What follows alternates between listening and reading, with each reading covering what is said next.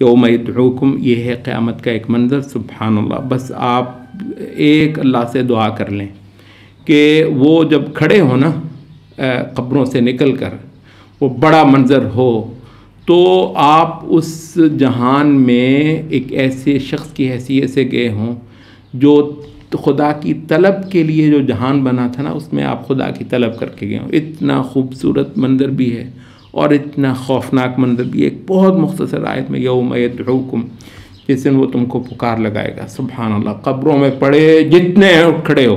یوم یدعوکم فتستجیبون بحمدہ، تم اس کی حمد گاتے ہوئے بھاگ کے چلے آؤ.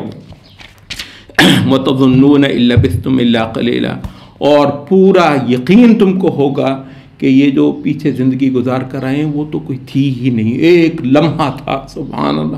قسمت کو سنبھال لیا اور خدا کو مانگ لیا اس کے اندر. وتظنون ان لبثتم، اتنا تھوڑا وقت تھا. یہ دنیا کی زندگی اتنی لمبی پڑی ہے اس کافر کے لیے، ختم ہی نہیں ہونا اس دنیا نے. سبحان اللہ.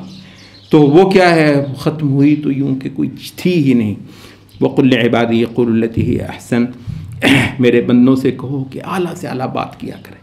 حسن سے لبریز جو ہے نا وہ بات، گفتگو، تکلم جو ہے وہ ہو.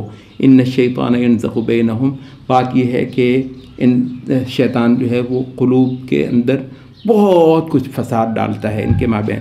ان الشیطان کان للانسان عدوا مبینا، شیطان. تو یہاں پر جو ہے وہ پھر حکمت کا بیان چل پڑتا ہے. ہمارے لیے مسئلہ صرف یہ ہے کہ ایک بہت مختصر مجلس میں ہم یہ سارا بیان جو ہے وہ کر نہیں سکتے. سبحان اللہ. یعنی سورۃ الاسراء میں اخلاقی تھوڑا سا ہم یہ لفظ جو ہے کسی وجہ سے پرانا سمجھا جاتا ہے، تہذیبی بھی بول دیتے ہیں. تہذیبی جہتیں عبادت کی، تہذیبی جہتیں رسالت کی، اور رسولوں کے لائے ہوئی جو دولت ہے اس کی قیمت اور اس کا مول اور اس کی ویلیو اور اس کا حسن. تو یہ تہذیبی جہتیں سورت بنی اسرائیل میں بہت ہیں، اور جو پرانے جتنی رسالتیں ہیں ان کا پورا مضمون جو ہے بہت خوبصورتی سے اس کے اندر سمویا گیا ہے.